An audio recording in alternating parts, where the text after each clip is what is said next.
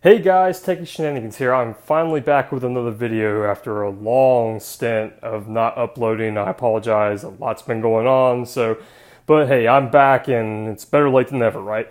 So today's video, I want to focus on the Apple Watch Series 2, and I wanted to give my long-term assessment of how the device has held up, what sort of issues I've had with it, and overall my conclusions on the device itself. So as you can tell, this is the Series 2 watch. This is actually the sport version. So as you can see here, this is the Series 2.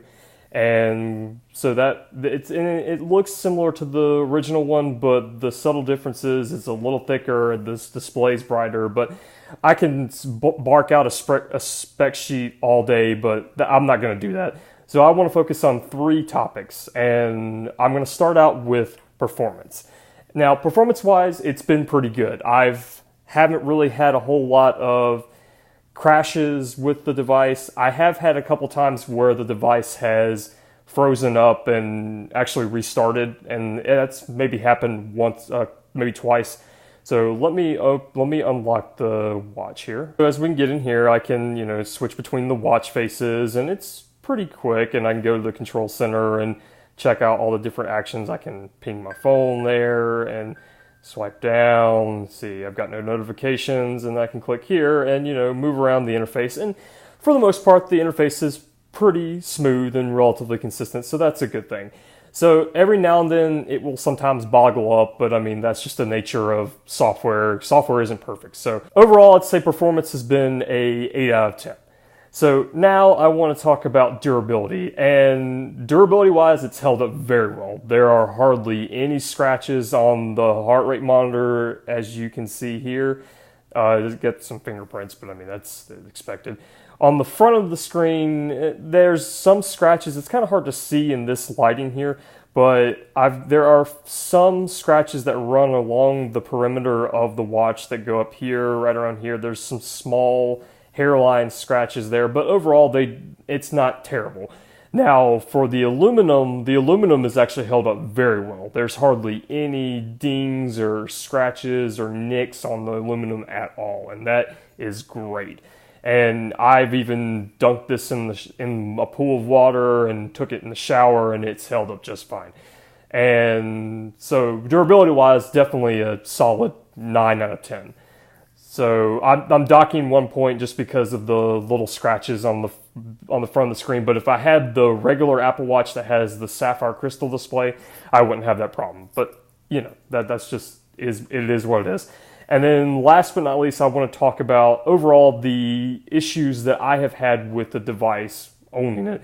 So the biggest issue that I have had is my biggest problem has been the delay in notifications coming from the phone to the watch.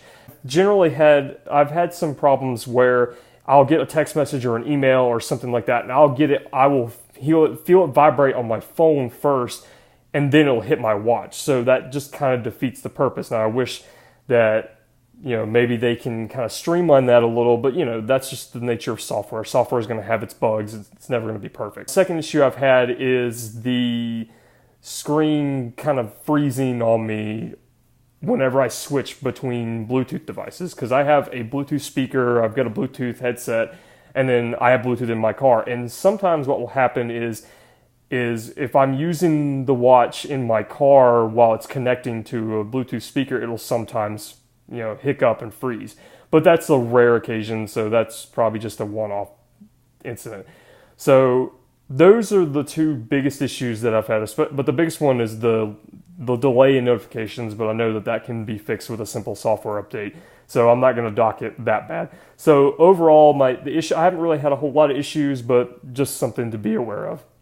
Now, after all that is said and done, you're probably wondering, is it still worth getting the Series 2 watch in April of 2017? Because it was released in September of 2016, so it's been about 7 months since the watch was released.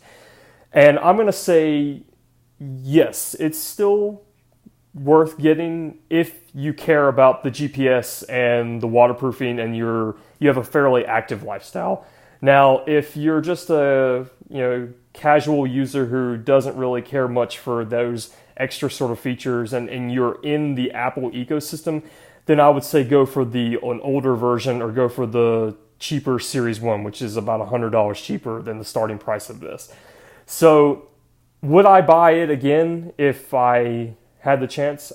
Yes, I would, even with all the teething pains that I've had. But overall, it's been good, and I can kind of see the use for smartwatches. I mean, I think smartwatches are going to have their place, but I think that there needs to be a bigger stride in terms of functionality. But overall, I'm going to say that you're in the Apple ecosystem and you just want the latest and greatest, and you care about the extra GPS features and whatnot. But overall, it's been pretty good. If you like what you see, feel free to leave a comment down below. So thank you all for watching, and this is techyShenanigans.